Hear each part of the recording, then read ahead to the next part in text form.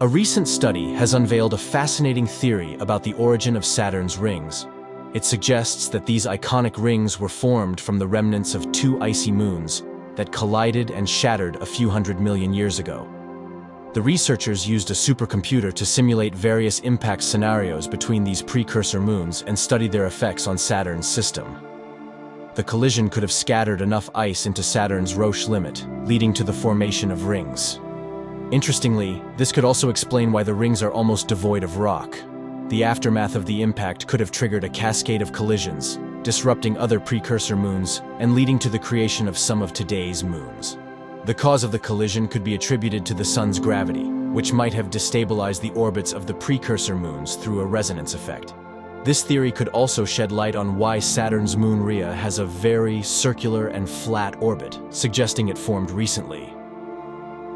This research aligns with evidence that Saturn's rings formed recently, but there are still big open questions.